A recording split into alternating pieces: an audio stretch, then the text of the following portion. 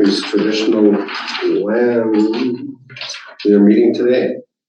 Motion to adoption of the agenda. So moved. Seconded. All in favor? All right. Receipt of minutes. So moved. Seconded. All those in favor? Oh, I guess I should have asked if there was any errors or omissions. No, didn't see any. No, neither did I. There's no delegations. Is Andy on? It's a message in. Sorry. It shows 4 people.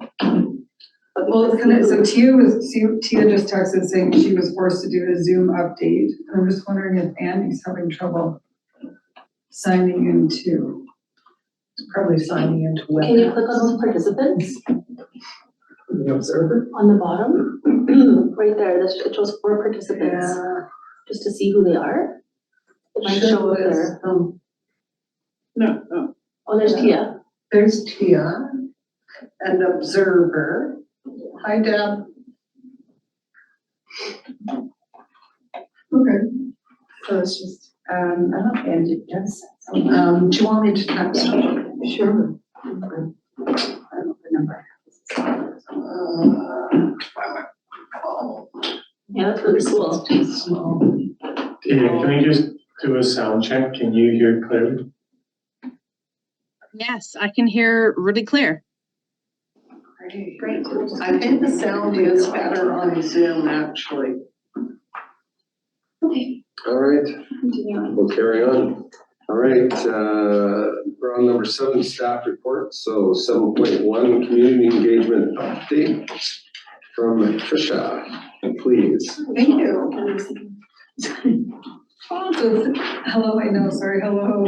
So starting on page 10, if that helps, if you've got a paper agenda in front of you. So through the chair, this just aims to put like into the public realm an update that I know most of you are already familiar with on the Castlegar and District Community Engagement Project related to reimagining recreation services. So as of tomorrow, the community resident survey is anticipated to go live. So all of the promotional materials are literally going out as we speak. The postcards will actually hit people's mailbox. I believe they go out in the mail tomorrow. So that will go, so I'd say in the next couple of days, people will get them. And of course, I know everyone here is aware that we have extended the deadline slightly just because of the week delay in getting the survey actually out. So the survey now will be live until roughly July 5th. And if we feel there's a reason to extend it beyond July 5th, then we can certainly do that. The front desk staff here have been armed with some information related to the project, hard copies of the survey, and certainly being given lots of opportunity to check in with us if they have any questions on the project. So in the event that anyone does come here, hopefully they will be well served by the staff, knowing about the project, where to go and what to do with any information that's received. The group survey is still under development. It's very similar to the resident survey, and that is a targeted survey to specific user groups. That will come back to you. So our focus, once the resident survey is launched, we'll turn back our attention to the group one, and it'll come back to the working group before we actually formally go and invite key people within organizations to participate in that survey. So then we'll continue to monitor the promotional efforts and see what, if anything, we need to do, amp up, enhance, whatever the right terminology is in the media world, as we see uptake for the survey unfold. So generally speaking, that is the update I was going to provide.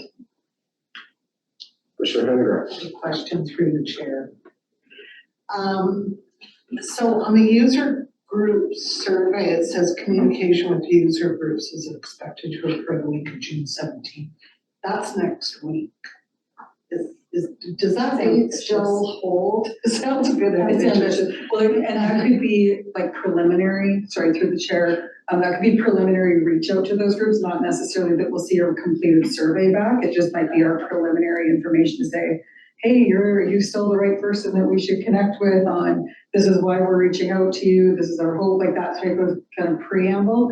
So it could still very well hit that in that sort of preliminary fashion. So, but we're not actually, through the chair, we're not actually meeting with these people. We're just putting up giving them the survey or telling them where it is and letting, okay, great, thank you.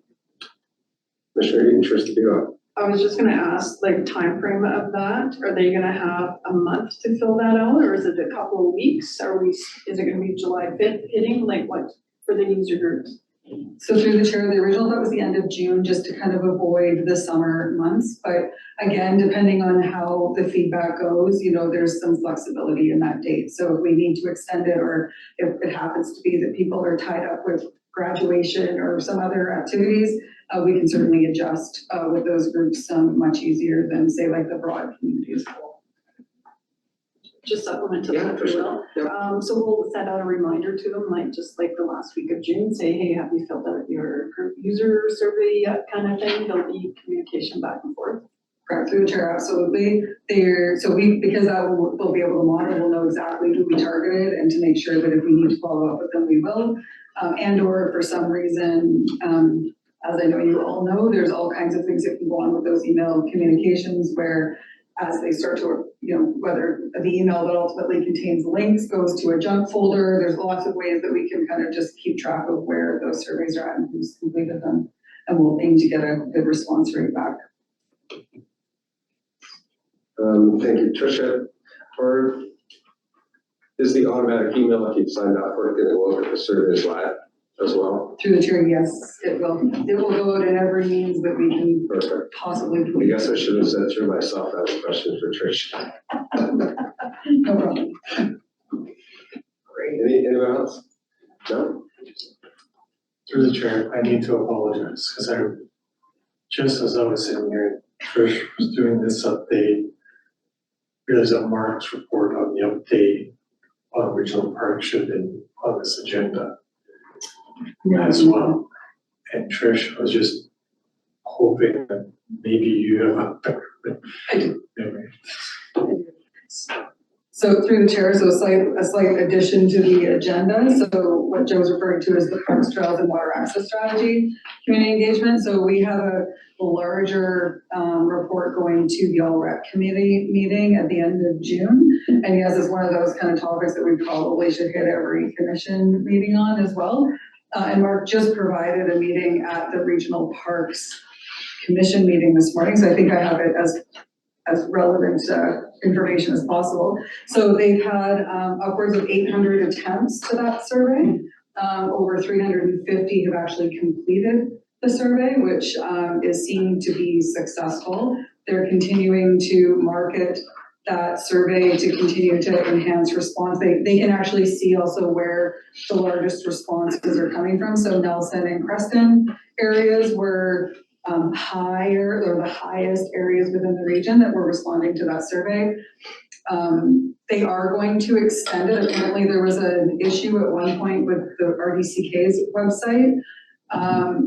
And it seemed to be that at least one of the directors on the commission meeting today felt that it may have impacted some people trying to complete that survey. So none of us as staff really quite understood what that meant, but we thought in good faith, we wanted to make sure that there was lots of opportunity for people to complete it. So the extended deadline for that, I believe, is now the end of June. I think it's June 28th is that survey.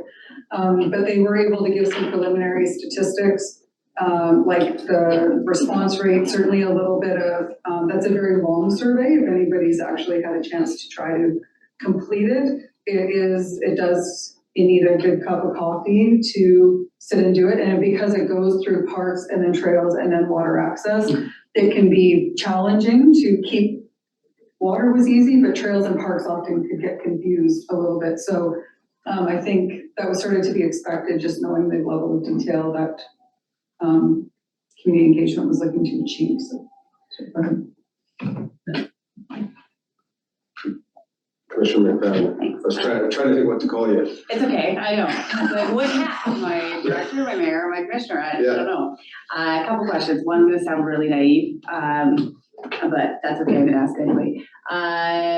So first question is, will we have at the RDCK a separate commission for just parks and trails? And who sits on the political side, or is that just from the staffing side? Because I am like, I didn't even know we have this. Oh, no, sorry, so through the chair, this morning was just the Nelson Salvo EFG Regional Parks Commission. It's its own commission because it's different taxpayers than Nelson and District Recreation Commission. So that is why I apologize, because I was so concentrated on, for this agenda was the award. I go, just No. my fault. It's totally fine. I knew there was a working group, but I didn't know there was like an action. I was like, is there another full commission that just tells me that I don't know about the whole RDCK? Great, thank you for the clarification. Second question, so we're talking about the reports for the whole RDCK, which population base is around, what, 60,000 people, 350 surveys is no information. Like that's, I'm just saying that from a decision maker, that's nothing, like for 60,000 people. I don't know how we rectify that, but there's no, like that would not give me anything to make a decision or a direction on when you've got only 350 people for 60,000 people. So I'm not sure what we do with that. I'm just throwing it out there as Statistically, yeah. yeah, statistically, that's negligible, like it's not really, and I know it might be, like, let me clarify, like, I know in the realm of doing surveys for parks and all these things, it may hit targets of every other rec, but that actually does not just give you any information of what the general public is. It's probably gonna give information where people who have very strong opinions about parks is. That's what I would get from that, is that these are the people that have very strong opinions, but not your average taxpayer. And so I don't know what you do with that, but that is coming, you said, to the OREC, right? Yes. Like it was on our session, absolutely. So I'd be interested to hear like what other people's thoughts are, but that's my initial thought of hearing those numbers, even at 800, I'm like for 60,000, that's like very minimal, like, yeah. Yeah, through the chair, Andy is joined. I was just gonna say, welcome, Andy, and can you hear us okay? Yeah, I can hear you okay. My apologies. My video is messing up. I don't know what's going on. It won't go on. But I can hear you just fine. I apologize for being late. No worries. And through the chair, to Maria's point, any groups that you're to forward to get that information out to the parks piece would be appreciated. What's happened with, what makes the parks one a little bit different too, is that the park survey is not about taxation. So it's actually it's a higher level survey. So sometimes that does make it more difficult. What's really interesting is that there's an observation I want to give you. There you go. Andy just signed on as a second person. Oh, is that what it Just was? letting him know. Yeah. Oh, okay. Andy, that was just letting you know that the meeting is being recorded. Where was it going? Sorry, about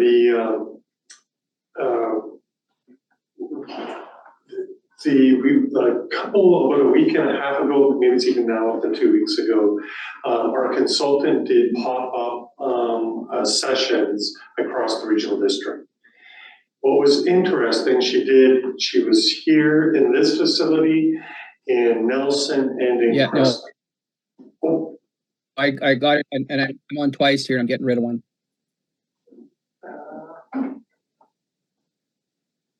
and did you want me just to wait a moment?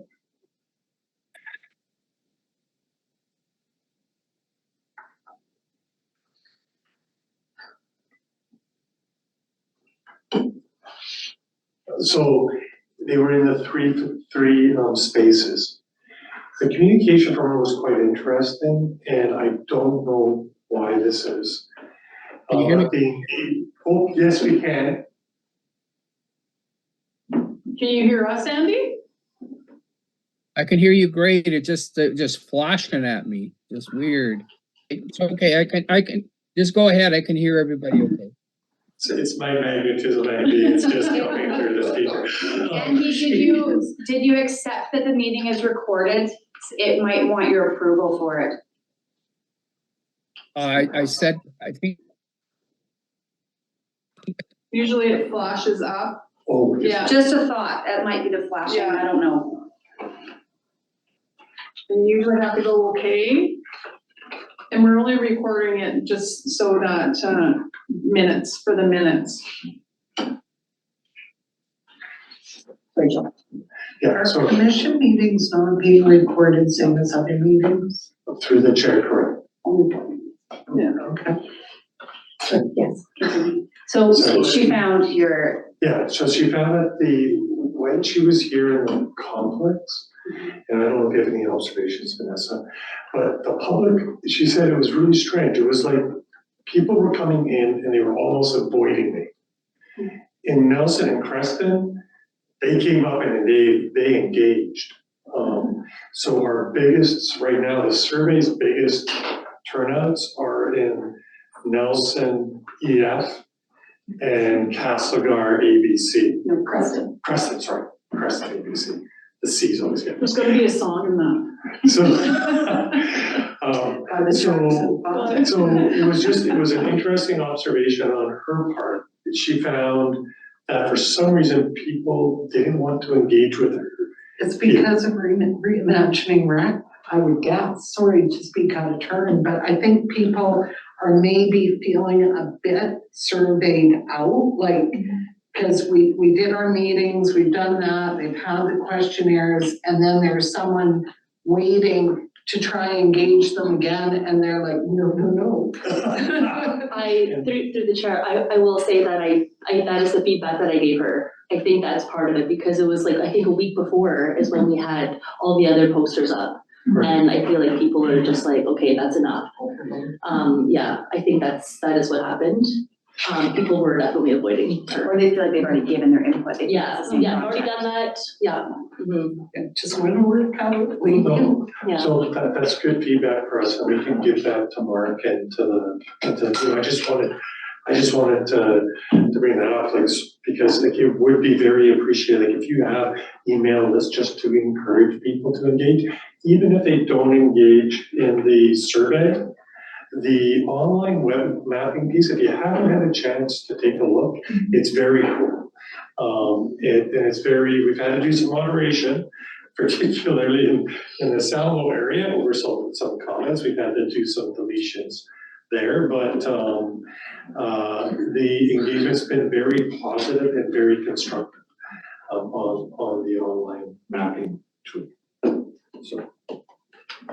Tricia. And just through the chair, one final thought is that the project is also reversed in some ways to what you would think of for the Castlegar Recreation one, where the survey is the first engagement with the pop-ups. And there's a very long list of user groups, if you can imagine, across the district, where that is a whole separate level of community engagement meetings. So it's the start of, so the phasing of the project and kind of how that pans out in the end. We're still in early days. Thank you. Yeah, just follow up. And what was the date that it's open till? The parks one currently? The survey. Oh, the survey. It currently, I believe, is June 19th and would close, but we've adjusted the close date literally as of this morning. That was through the recommendation of the regional parks group, was that they had said, hey, let's think about that. And they knew the working group had kind of talked about it. And I believe it's June 28th, end of June. So Friday, yeah. I think it might be the Friday. Thank you. So you might not see that exactly on the website updated yet. Any more questions or comments, or should we move on to 7.2? Castlegar District Community Complex Programming Update with Tia, thank you. Through the chair, thank you. Good afternoon, everybody. It's nice to see you all here again. So this programming update is a little bit more behind the scenes look as to the work that we are doing, you know, alongside of all the program planning and the guide production that happened in the programming department. It's all this extra other work that we're doing in order to help improve our processes. And be a little bit more of an efficient machine, for lack of a better word. In this regional structure, we've revealed gaps in, our communication processes and some of our other work processes that we have, especially around program planning, that how we work between programming and operations, just, some of them are a little antiquated as to how we were before we became a regional structure. So we have started working on some priority projects that have an impact on all of the RDCK rec facilities. So it's kind of a little bit of an interesting undertaking. One of the projects that we're doing is our. Just for 1 sec, please. Sorry. Sure. Andy, is your hand up or is that just your mouse? Oh, sorry, that's not Andy at all. Okay. Yeah. Just wanted to make sure that I wasn't missing. Sorry, Tia. Because usually it's yellow, but. I apologize for having to interrupt you, but It's okay. Pearl. keep an That's eye on you Joe. over there. No problem. No problem. Go ahead. It's Joe's fault, yeah. That's okay. I won't hold it against it.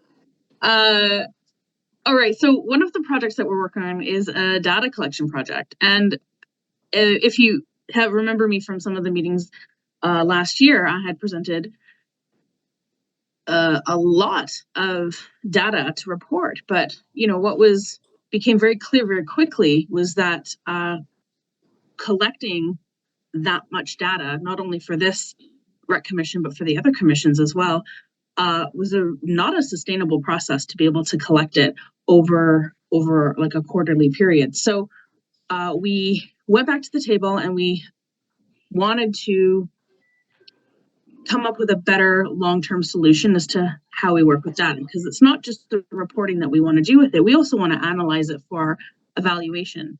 So we've put a team together to work on this data collection project, and in it, of course, we've had sub-projects that have popped up, identifying new ways or new places that we can source data from, both qualitatively and quantitatively, as well as how we can do it in a way that roles and responsibilities are identified, consistent analysis, as well as identifying new processes that have to be created in order to start to collect more consistent and more reliable data. Because that's one thing that as we came into a regional structure, we weren't seeing consistent collection techniques or practices done by all of the facilities. And that made it really hard for us to do comparisons, even year to year. So this is a multi-phase project that going into, I didn't actually think was going to take as long as it did. And then we just opened up and peeled back all those layers to find out that it's probably going to take about 2 years for us to get a good solid groundwork for data collection. Of course, the easiest place to start is our software system. So that's likely where you'll start to see one of our first phases kick in later this year. One of the other projects that we're working on also is trying to streamline that process and how our guide is structured, our program guide. We're starting to see more similar programs, especially around training, that happen everywhere. Same programs. We can identify different locations. We're starting to see some similar program areas that we can figure out how we can utilize a regional approach, but also talk about how maybe our new website format that's going to be coming on at the end of the year, how we can utilize the website and some focused advertising to hopefully get a better reach to the community members, to let them know what's happening in our facilities. So those are just a couple of the major projects that we're working on. But the fun stuff is the grants that we received this year so far, and that's really exciting. So we've got an Active Communities grant that we applied for, and we received $20,000 towards some of an inclusive education and adapted programming allowing camp staff and swim instructor staff to be a part of, to help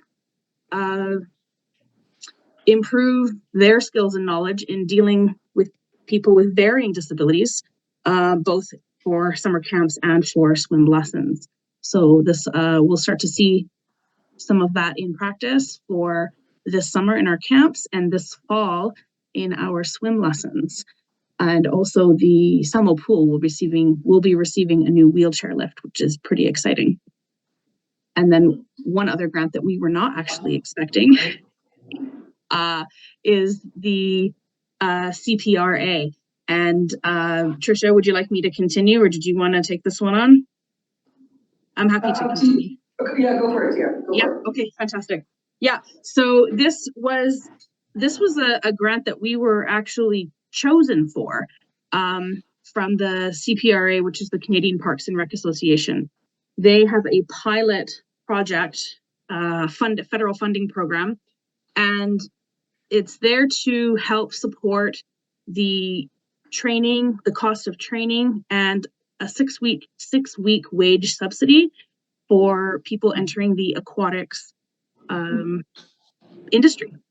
And so we were chosen out of 2 locations in BC as candidates to run through this pilot program. And so we've been working with CPRA and trying to get eligible participants through, not only for staffing the Samo pool this summer, because that was sort of the initial intent, but we were able to regionalize it and have access to some funding dollars for the rest of the aquatic facilities across the regional district. And so as we go through this experience, we're gonna hopefully we're gonna be providing a better update later on as to how we are doing with it. But we're currently in the process of just starting to get some people through initial first programs, like their NL National Lifeguard and some into the swim instructor piece. And I think we've already got 1 or 2 hire letters out for successful candidates that have come through this program already. So that's really, really great to see. And we'll know a little bit more later this year on that program. That's pretty much it. There's a few program highlights, but I think you all kind of hopefully have skimmed through it. They're not huge program highlights, but if you have any questions. Anyone have any questions? Sure, I do. Commissioner Through the chair. The Sasquatch, I haven't seen anything online about that, and now I'm wanting to find the Sasquatch. Where do you find the clues in that? I really haven't, and I try to pay attention to that kind of stuff when I'm on socials, which is way too much, but yeah, I like the Sasquatch idea. I think it's fun. So has it been going on for a while through the chair? Has it been going on for a while, and has there been much participation in it? Through the chair, yeah. It's just kicking off. I was one of the lucky ones that got to go out with our programmer Tyler, who is the one which is the brain behind the operations on this piece. In Creston, actually, is where one of the Sasquatches is hidden right now. I can't tell you where, but there are going to be clues. There are going to be clues on Facebook that will direct you, give you very subtle hints over the summer in Creston, and then there's going to be another one. We've got the black one. Its name is Coots. And then the second one is white. It's a white Sasquatch. So I guess an abominable snowman, perhaps, or a Yeti. And that one's named Snowball. And so Tyler is getting very creative with bios for each of the Sasquatches that he will be launching. And then we'll be sending out weekly clues that people can go and see if they can find the Sasquatch. The idea obviously is that people don't tell others where they are. Of course it will happen, but I mean the ultimate goal is to get your photo taken with the Sasquatch and send it in, and we get some user engagement, but also it gets people on our trails. So even if they do tell their friends, oh hey, it's on this trail, that's okay. They're actually going to go on the trail now and go check it out. So it's worth exploring, and it's worth it. I think it's a fun little program, and a good connection with parks too. Yeah, I agree. I think it's super fun. And through the chair, Tia, the clues are on the regional district Facebook page. Is that right? Or which Facebook page can they find the clues? I thought I read the regional district Facebook page. Yes, there will be some on the regional Facebook page. Tyler will be working with Sarah to make sure that we get some airtime on the RD Facebook page. Awesome. Commissioner McDonald. Do you want to add to this? Well, sure. So Okay, through the go chair, ahead. super brief, but just to add even more color to what Tia's already saying. So if you think back in your minds to the leisure access policy that was recently adopted, this is one of those free or nearly free activities that get people out into spaces that create inclusive opportunities for anyone. And in this case, it was a bit of a partnership with the parks team to say, we want people to get out and explore and experience many of our regional parks that have all these wonderful amenities and things to do, and in ways that they might not otherwise have gone. So that's what I was gonna. Thank you. Yeah, thank you. I just question about same thing, Sasquatch. Do we have, where do you find all of the information about the program, about what it's gonna do, not just clues and the hints, like what trails are actually our trails that it might be on? Because there's a lot of trails that wouldn't be regional district trails, right? They would be either maybe a municipality trail or local. So where would someone find all of that information? Through the chair in your most recent leisure guide. Okay. Yeah. And there's a list of all the trails that it possibly could be on in there too? No, So how would someone know how would someone wanting to be a part of it know what are regional district trails, what are municipal trails, like that, like where would they find that information of what trails it possibly could be on? Because I just think that there are thousands of trails in our regional district. A lot of them have nothing to do with the regional district. So when you say hiking trails, so I'm just wondering where is that information that gives someone a little more clarity of where they might be looking? So you can go on the RDCK website and find out a list of trails. I will say though that in Creston we don't have many RDCK trails, so we are partnering with other areas or other groups that do maintain trails to put on there. But you can go.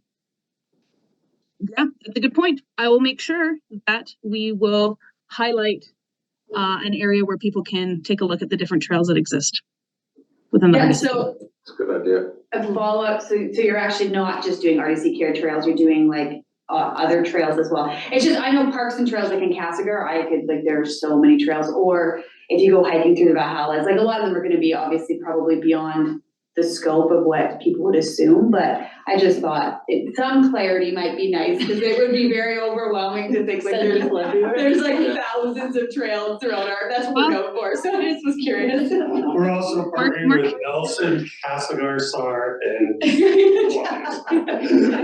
Anyway, sorry, so just wondering, more clarity, that's all, thanks. Yeah, so on your side of the hill, there are more RDCK trails than there are. So expect to look on the RDCK trails on your side of the hill. On Creston's side, like I said, there isn't as much access. So we are partnering with other groups here on this side. But yes, start with the ones under our jurisdiction. Thanks, it's great. Another I question. think it's lovely. Commissioner Hennigar. Yeah, I was just gonna suggest, would it be possible to provide a link when you're doing the hints, do a link to where you can see Like where on the Facebook, trails are, yeah. yeah. Because, you know, I'm determined to find the Sasquatch, I just wanna let you know that. I am that competitive. Well, So, through the chair, I will pass that message along to our programmer Tyler to ensure that does happen. That's a very good idea. Thank you. Great. So through the chair, on page 30 of the leisure guide is a full page on the Sasquatch and the link to the Facebook page for the clues. So my suggestion would be that the links go Oh, both. I agree. Yeah, just so you know, where you can get very detailed information, and it's good looking Sasquatch. Yeah, Okay. of course it Yeah. is. Don't go too long. I think he might move too. He does, I think, yeah, that's my understanding. Anyone else have any questions or comments? Tia, I have one question. National Drowning Prevention Week, free swim to survive activities at the pool. What does that actually encompass? Because I don't have a clue. Oh, through the chair, swim to survive. That's a here. I am not the expert in this, so what I will do. Okay, I don't want to put you on the spot, so, Like you just did. but I didn't mean to. It was in your subject. I can maybe speak to that, That'd be Chair. I Oh, don't know thank you, exactly- Vanessa. I don't know exactly what Amanda had planned for it, but National Drowning Prevention Week, you try to encompass Swim to Survive. And Swim to Survive, there's a challenge where you wanna roll into the water, into deep water, swim 50 meters, or else it's 25 or 50 meters, and then get out of the pool. So it's kind of like a self-rescue, so you learn how to self-rescue yourself, like in like open water. So that's the challenge for Swim to Survive. The activities that go along with it, I don't know what we planned, but you would do like fun things with like life jackets and things like that, and like learning how to put them on, finding the right size for yourself, colors, Extra large. boating activity, we have them. Thank you very much. So yeah, through the chair, I just the write-up in the guide is learning some skills to recover from an unexpected fall in the water, roll and recover, tread water, self-rescue, safely help a friend in danger, and more. So there will be fun activities that encompass, all those different skills. And through the chair, that's on page 5 of the guide. What I'm hearing is that we should be reading the leisure guide. That's what I'm hearing, is that we need to do our research. Through the chair, like, I think for Tia, like it's, and for Sarah and for me, it's that little bit of that, we're in that place where we're trying to figure out how to communicate in the water world. So I kind of know that, okay, I'm gonna let the Tia said Sasquatch, download the brochure and see where it is. So it's in Castlegar on July 21st and 24th. So each of the facilities has 2 days. So there's a lot of stuff going on here. And yes, and exactly what Vanessa had said is what the description was. Great. Commissioner Hunter. And actually, this says it's there July 21st through the 24th, so that's not right. Maybe in all of The other I think really funny side comment that you guys missed was Mayor McFadden turned to me and said, well, that's not a challenge you want to fail at. That's why you want to do it in the pool. With lifeguards around, yeah.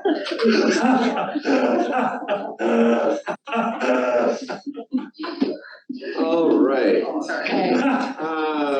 If we're She's funny sometimes. hopefully move on from 7.2 to 7.3, the Castlegar District Community Complex Roof Repair Contract Award. And I'm thinking that perhaps somebody is speaking to this. I'll speak to it. Perfect. Yeah, so through the chair, out of the 5 responses that were submitted, based on the consultant's letter, which is also attached, the recommendation is to award Brault Roofing. And the board will need to approve this, so the cost can be included in the 2024 financial plan. But it sounds like there will be a start date of July 1st, and the intent will be to be completed by October, so to not impact any winter activities in the arena. So I don't know where that goes from this, but. Well, so through the chair, it is on the, so your recommendation today will go to the board for Thursday so that it can be approved. And what's to note is that the approved capital budget for this project was $840,000. And the estimated cost of where we're at with this award is $418,238. 239 if we don't count the pennies, and just round up. So it is a significant savings, and so there was work, and you can tell from the consultant, there was a wide range of the responses. But what staff will do after the award of this project is successfully kicked off is look to include, if you remember, recall at budget time, we put the insulation part of this work to 2025. So we will evaluate that and see if we can bring that back to 2024. But we're just working with the group right now to understand if that work can be completed with no impact to operations.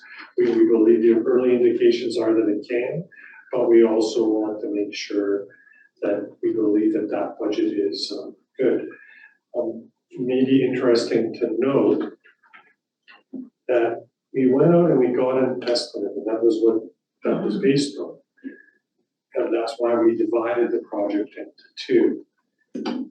In the commercial sector, there seems to be some softening in the market. You said it very well. What's the name of the company? Ron? Oh, Brault. thank you. I like the way Vanessa said that. I would try to say it with a Quebecois accent, but because it is a Quebec company. But the big commercial vendors, there seems to be a softening in that sector, which there is some has led to this real competitive pricing. I don't have that one. We're gonna turn, so we'll go to Yell Brian. Commissioner. Through the chair to Joe. So I'm glad you guys are gonna look at the installation. I was hoping with the leftover money, we could do another project in that to save HVAC. It's working. To save some money. So then you guys would go out to a tender. Is that how you would do it? Just make sure you can do it through the summer or whatever, not to impact, and then another tender. Yeah. Perfect. Love it. This is no brainer to me. Question like that. Yeah, I don't know if Director David was before me or not, but my question was around the excess, like, so it looks like our requisition was obviously more, so we come in under budget. Great, because as we know, there's lots that needs to be done here. So it's always good when you get extra money. Do you have a project that you're hoping, or where is that money gonna be allocated? Do we know that yet? Through the chair, hopefully, like what it would be is that insulation piece, because we divided that roof project originally when we brought it forward in 2023, it was one project. The project, when we went back to Evoke to get what they felt was up-to-date pricing, that there was a cost escalation there, so we split that project across 2024 and 2025. So we may have the opportunity of bringing that part that we deferred back into 2024. That was my assumption. I just wanted to know if Yes. my assumption was right. Commissioner David. Yeah, thank you, Chair. Yeah, I just, through the chair to staff, I mean, this is a massive reduction in the cost of the project. Like, it just makes your mind boggle about, oh, pardon the pun, mind boggle about this. I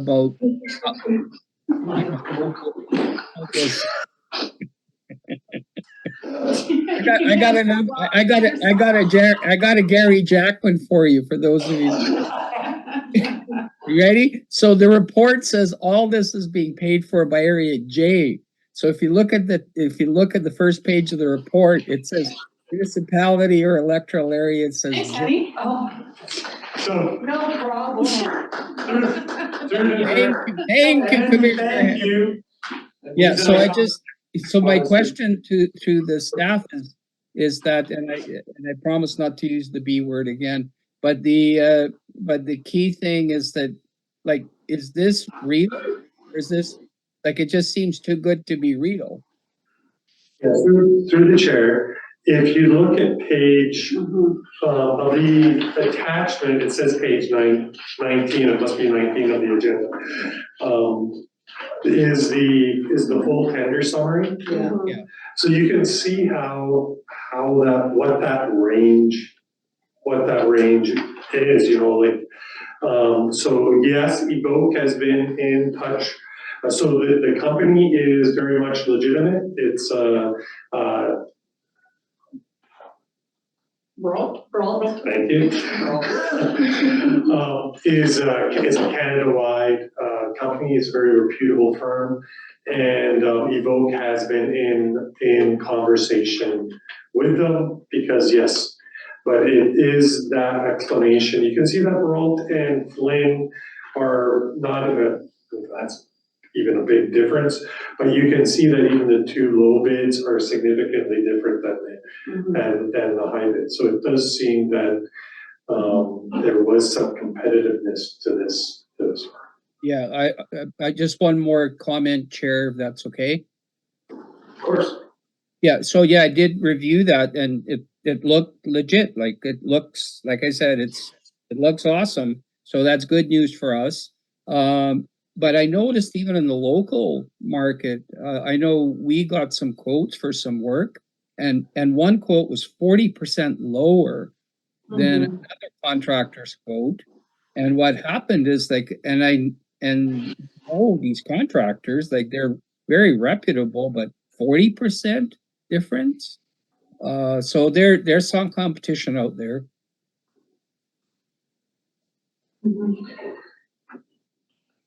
Commissioner Hennegraff. Thank you. No, I just wanted to say, I was really, surprised at the range of, bids we got or quotes we got, that who knows, maybe sanity is returning to our world and people are being more realistic, when they're, giving quotes than what we've been seeing, because things really have been crazy. So I didn't really have a question so much as I was gonna say that if there aren't any other questions, I'll move the recommendation. I'll second that. All right. Then all those in favor? All right, received, approved. Do you want Andy? Andy, one. Commissioner Andy in favor? Yeah, I would just say if I was opposed, otherwise I'm in favor of any motions. Okay, thank you, just wanted to check. Thanks very much. You were just afraid you were gonna be asked to tell another joke. Oh, please. I don't know if any of you have ever heard me joke before, but a pun and a joke, boy, oh boy. All right, new business, 8.1, service committees. You get to hear Joe talk. Yeah, sorry, so through the chair, this will be, I'm doing a report for all rec, which will outline the options for different types of commission structures, and also outline what we're doing right now across the district. So that will be at all rec. And just out of curiosity, first thing I should check is, did you get an invitation? The meeting invite? Yes. I did, perfect, yeah. Sue? But why would I go to them? I'm not the chair anymore, right? Oh, I think all of them. all election commission members get invited to all rec at the end of the month. Oh, typically though, it's only, I've been there most of the time, right? Yeah, so I'm just making sure that you got the invitation. Got the invitation, Perfect. but typically there's no other rec commissioners there if they're not the chair, if not from the chair. Oh, no, Who no. Nelson is usually. Yeah. Brian's been there. Oh, yeah, too. Brian's been there, yeah. He's been there. Commissioner Tate's almost always there from the city. Interesting. Yeah, yeah, no, by all means, like all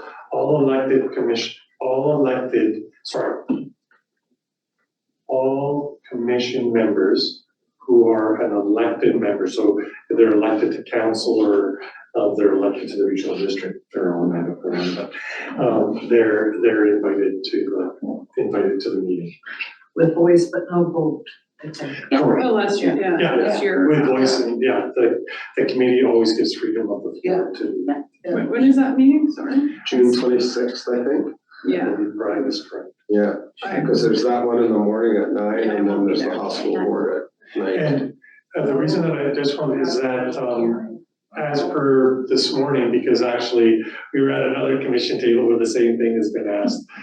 So lots of commissions are asking for this work to be done, to be able to look across services instead of just being solely focused on whether it be recreation or parks. So that was actually the report to the Nelson Samuel this morning, because they've asked for the same type of review. Hey, what are our actual options so that we can have broader conversations? So that will be coming to the whole rec. Any other questions? We'll just wait till the OREC meeting, I guess. Yeah. Okay. Correspondence. Accessible access to the Castlegar District Community Complex Arena floor during events. This was brought up after the West Kootenai Trade Show, and I imagine Craig's gonna speak to it since his name is in front of He's me. not here, but I will on behalf of them. Oh, Through the chair. perfect. Yeah, so staff are working on a solution that meets accessibility standards. We did mark out one space where we think that we can manage it, but we aren't sure exactly with the legalities of like the spacing requirements, so we're gonna just confirm that first. But it also could involve engineering and design work that we'll bring to the next commission meeting.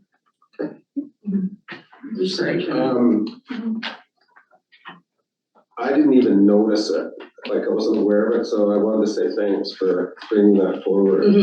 Yeah. With your meeting. So it's interesting because I did bring it to the rec center years ago when my dad was alive, trying to, in his wheelchair, get to my daughter's graduation, right? And it never was fixed, but there was people that were coming to me from the West Kootenai, so I really appreciate you guys looking and taking a serious look at it this time, because there's more and more people, that needs some accessibility. We have grad coming up too, like it's probably gonna be brought up, this weekend. So, it would be great, but I'm sure we'll have a different solution for that though, like we can have, we can put like plywood down, I think even just temporarily, but they didn't have anything, I know I was there and nothing looking back. Just a quick solution for the few events that'll be coming up here in the next couple of weeks, would be great. Yeah, just temporary. Anyway, thank you guys for looking into that, really appreciate that. Commissioner David, thank you. Yes, thank you, Chair. And again, sitting on the district accessibility and inclusion committee, I really appreciate this being brought forward and us looking at this, because sometimes, we look elsewhere and then we look at home and we're not taking care of business like we should be. And so I know from the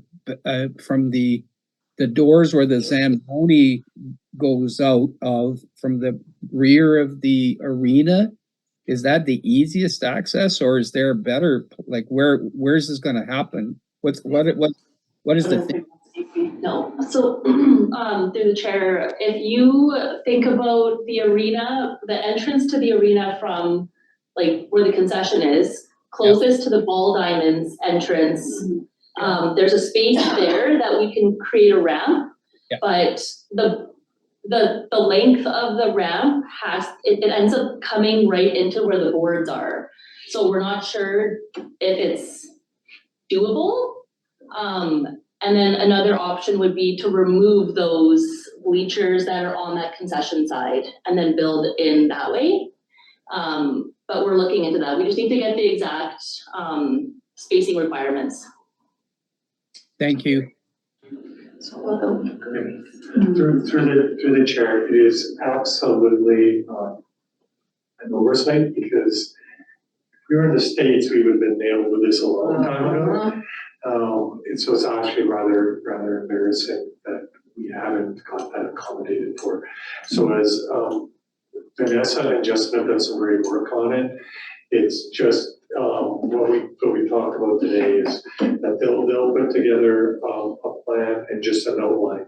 It possibly will require, as Vanessa pointed out, some funding set aside for actual design work to ensure that it meets all. The primary way of getting, so we had a discussion when Tia reported that in Salmo, we've got funding to put in a chair lift into the pool.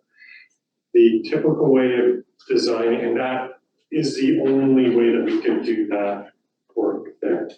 But the whole idea of accessibility today is that there should not be a production for someone to use the facility. Mm-hmm. So the chairlifts typically for building a new pool are a no, because that involves a production of staff and people to get done. It should always be passively, that anyone that is in that situation can use it without having to interrupt other people, can do it on their own.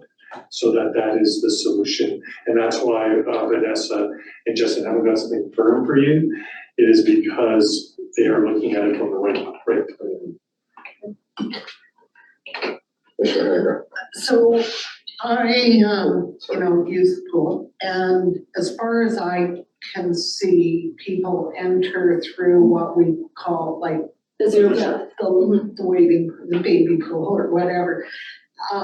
So I was in a class one time, and this woman with mobility issues entered, came around, and then to go to sort of the leisure lane, she actually had to duck under the lane rope, which really created a problem. And I have to say that I was so impressed with how on it the lifeguards were. They got in there, they helped her, and I think if they hadn't been as aware and as alert as they were, that it could have been a problem. I know the entire Aquafit class was watching it with some anxiety, because it just wasn't the best situation. It used to be that Aquafit was on the dressing room side and the leisure lanes were the other side. And, That's how it should be. I don't know when or why that changed, but I think it really would make a better situation for anyone with any kind of mobility problems, because not everyone's comfortable with ducking under a lane rope. And the Aquafit class, I think for the most part, I mean, it's hard. There are a few people who will struggle a bit, but most can either use the ladder or, jump in the deep end or whatever. And I don't think that person ever did come back, because she wasn't in the pool long, let's just say that. It was really not a positive experience, so, yeah. Anyway. Just two things. So that area around where the bleachers are, So when we were doing Hockeyville, we had to come up with a project, right? And so at that time, that was our project, is actually taking the bleachers out. This was many years ago. Were you involved in that? You can't. So this is probably 8 or 9 years ago when I spearheaded Hockeyville. And so we talked about taking the bleachers out, making that a bigger area for warming and making that the area for accessible to the arena floor. Okay, So that would be the project, right? So that would be a great opportunity to get accessible grants, right? Yeah. I think it was a couple $100,000 or Yes. something to make it. Correct, I know that Remember one, what it yes, was? I remember. Yeah, so that was kind of, there might be some emails on that, but that was kind of the area, because that area is typically just a lot of younger kids sitting up on those bleachers, that they're not. they're not really well used, no. No, Mhm. and the second thing is, we actually at the city have accessible committee. Mhm. So once you guys get your ideas or whatever, maybe we can bring it back to that committee, because there's a lot of people on there that have just different disabilities, and just run that through them to see if they think is a convenient thing. Just an idea, right? Yeah, and through the chair, that's what, Director Davidoff was referring to, he's on the regional district, that committee that the regional district has. Yeah, so we have about 10 or 12 people with different disabilities on there. It would be good. Yes. So there are two committees? Yeah, Sorry. City of Yeah, yeah. Castlegar and then the RD. Okay. so Chair, I have one. Yeah, I do have one more comment about the committees, and I'm actually gonna raise it with staff first and then with the board, is that we've got this regional committee, and then technically we're a part of every other municipal committee that exists out there.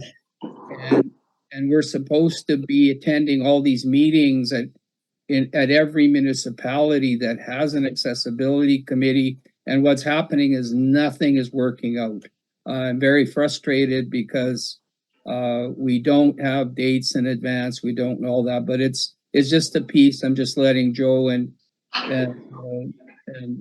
Trish know this. Like, we have done work, on our leisure access program, but it's just a fault. I know there's growing pains right now. But it's just not working seamlessly like it should be. So I just for the commission's information.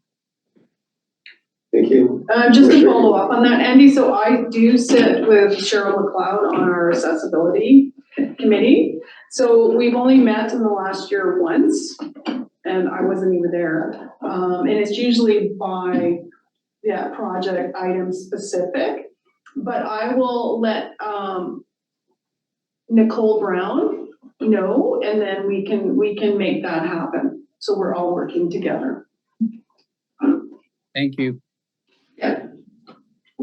Great. Anything else on that? All right. Thank you for the work on that. And item number 10, action items from previous meetings. I think everybody's probably got it in front of them. Action item 1. Do you have actions? We don't have anything. It's just number 4 that's Oh. Lori spoke to. Oh, those, okay. Yeah. That was part of you. I see, I'm looking at it on PDF expert, so I don't have I the thought full it was pages, so. I thought it was part of the. The contract. Yeah. On page 23. Yeah. Yeah. Sorry. There you go. Do we need to go through them one by one, Joe, or? Through the chair, no, it's just to bring it up for you to review. If there is something from this meeting you want to add to the list, you can. We will carry forward the 3 that are complete. The next one will only, at this point, we'll only have number 4, which will be I think we should put the accessibility item on it, just so that it is on our For the next one. radar. Yeah, Yeah. just so it's on our radar, right? I agree. Maybe the roof one too, for. Oh, Yeah, thank that's you, what I yes. was gonna say, Yeah. the insulation, Update. Yeah. the insulation. We don't need a vote on that, do we, Joe? We can just go ahead and do that. All right, And maybe an update if Henny has found the Sasquatch by then. Actually, The Sasquatch. You will all know about it if I find the Sasquatch. I want that as an action item. There will be pictures. I love the idea of the Sasquatch. That's fun. I think that was kind of it for me. I think we Please share that with Tyler when you see him. Yeah. I think that was it. yeah, I think that's it on that. All right, number 11, public time. Is there anyone online attending the meeting? Observer. Observer. I think is our very own Deborah. So I don't have any preamble, I don't think. we have Oh, a- just, yeah, just kind of like what the city, that's what I had. So if anyone has any questions pertaining from today's meeting, please keep your questions respectful. And if you have any questions, please use the raise hand function and ask your question. Deb, you're the only member of the public. I'm not seeing any questions, No, and there's nobody here. I move we adjourn. All right, So moved. all those in favor? And do you have to ask one? Thank you very much. Awesome. I will, Next get my meeting's little preamble. August. Yeah, August.